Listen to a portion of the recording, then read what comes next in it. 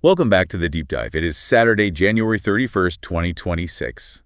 And if you're looking at your calendar, you are probably realizing we are already closing the book on the first month of the year. Time is absolutely flying. And for those of you who track the liturgical calendar, you know that tomorrow, February 1st, marks the fourth Sunday in Ordinary Time. Which, despite the name Ordinary, it actually kicks off with some pretty radical text. Well, absolutely. We've pulled together a stack of sources today that, it feels like a bit of a collision, honestly. We have ancient prophecy from Zephaniah, some heavy-hitting psalms. Specifically 1 and 146. Right. And a letter from St. Paul that reads like a reality check for the ego. And then, arguably the most famous speech Jesus ever gave, the Beatitudes. And we have that reflection piece, Pathways to the Beatific Heart, to help us sort of tie it all together. It is a collision, you're right, because usually when we talk about success or leadership or power, we have this very specific archetype in mind. The person who dominates the room, the influencer with millions of followers, the company that, crushes the competition. Crushing it is literally a compliment in our culture. Yeah. If you aren't crushing it, you're being crushed. Precisely. But the mission of this deep dive is to unpack a completely different argument. These texts, they're presenting what scholars often call the upside-down kingdom. Okay. They make this audacious claim that the people we usually write off, the poor, the mourning, the foolish, are actually the ones holding the real power. It's a paradox, and I want to dig into why these texts say that. Is it just, to make people feel better about having a hard life? Is it a consolation prize? Or is there, as you said before we started, a kind of structural logic to it? I think you'll see there's a deep logic here. It's not just sentimentality. I hope so. It's a very sophisticated argument about where true stability comes from. Okay, let's test that. We're starting way back in the Old Testament with the prophet Zephaniah. Now, for those who haven't dusted off their minor prophets lately, maybe set the stage for us. So, Zephaniah is writing in a time of crisis. Judah is in bad shape. Corruption, idolatry, impending doom, the usual suspects for a prophet. Right. And Zephaniah issues this call. He says, "Seek the Lord, all you humble of the earth." He says, seek justice, seek humility. Perhaps you may be sheltered on the day of the Lord's anger. That perhaps is a little unsettling, isn't it? It is. It emphasizes that you can't manipulate God. It's not a vending machine where you put in humility and get out safety. But the key here is the specific group he addresses. He talks about a remnant. Right. The text says, but I will leave as a remnant in your midst, a people humble and lowly. Now let's unpack that word. In modern English, remnant is what the carpet scrap you throw out. Exactly, the leftover bit. And historically, in the context of military conquest, the remnant were the survivors who were too poor or too insignificant to be dragged off into exile. So the elites, the artisans, the wealthy, they got deported.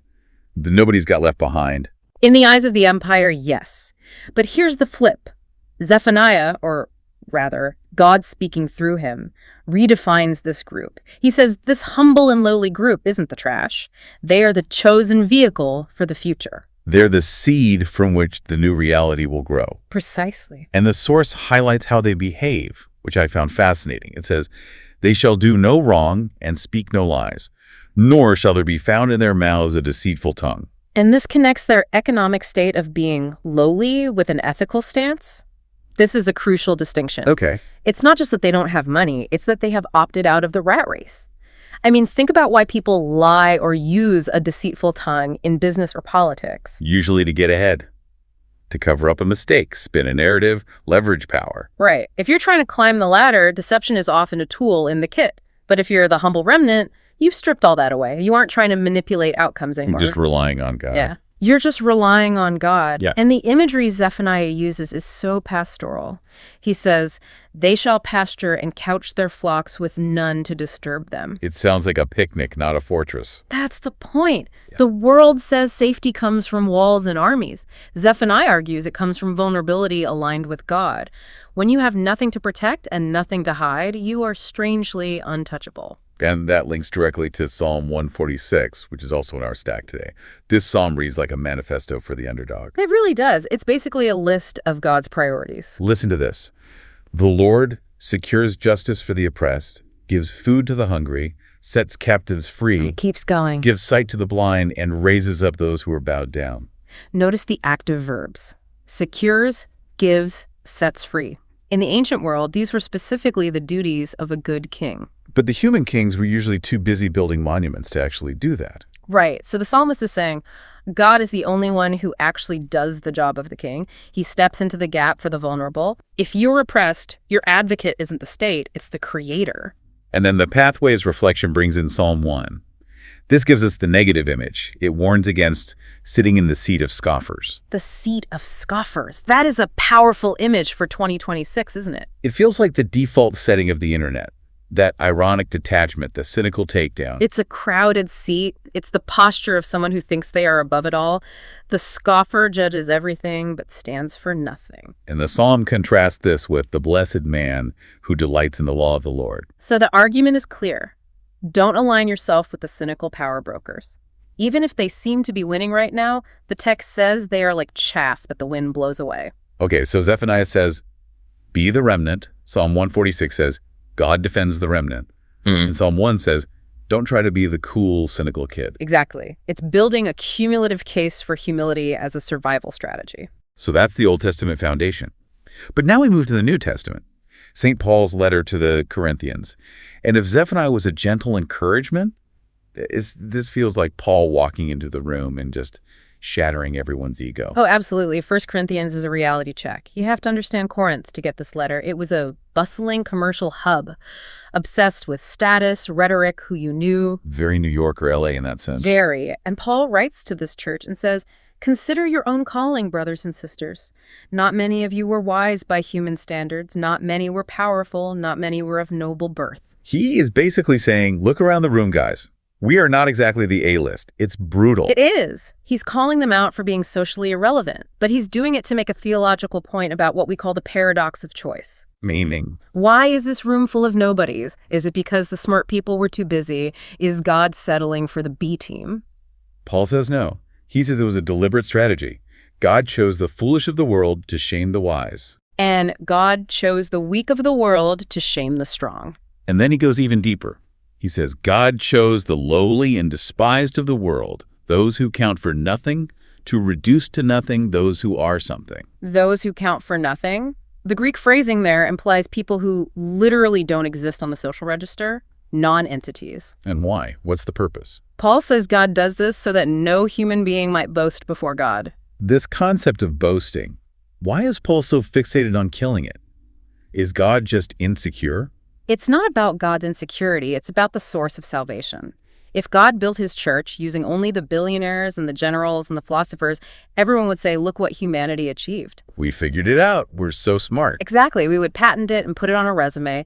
By using the foolish and the weak, God ensures that the success of the enterprise can only be attributed to him. It's an ego killer. So the only valid boast is, I'm a mess, but God is great. Boasting in the Lord. It levels the playing field completely. You don't have to be smart to be saved. You don't have to be powerful to be chosen. In fact, Paul seems to suggest that those things can be obstacles. Because they make us self-reliant. Exactly. That is a relief, honestly. The pressure to be extraordinary is exhausting. Paul's saying, ordinary is fine. Less than ordinary is actually a prime working condition for God.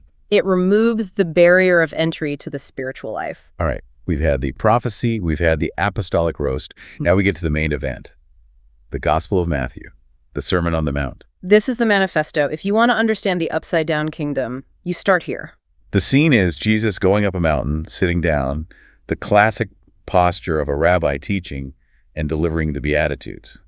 Now, beatitude implies blessing or happiness, but the list of people he calls blessed is counterintuitive. To a first-century listener, this list would have sounded insane, shocking. It's like saying winning is losing and losing is winning. Let's break a few of these down. The first one, blessed are the poor in spirit, for theirs is the kingdom of heaven. This connects right back to Zephaniah. The poor in spirit are the anawim, those humble poor we talked about. It isn't just an empty bank account. It's an empty spirit that acknowledges its absolute need for God. The opposite of the self-made man. Exactly. And the reward isn't just comfort. It's the kingdom of heaven. They get the whole show. A total reversal. Yeah. The people with nothing are given everything. And we have this one. Blessed are the meek, for they will inherit the land. Now, I have to stop here. I have always struggled with meek. It sounds like being a doormat.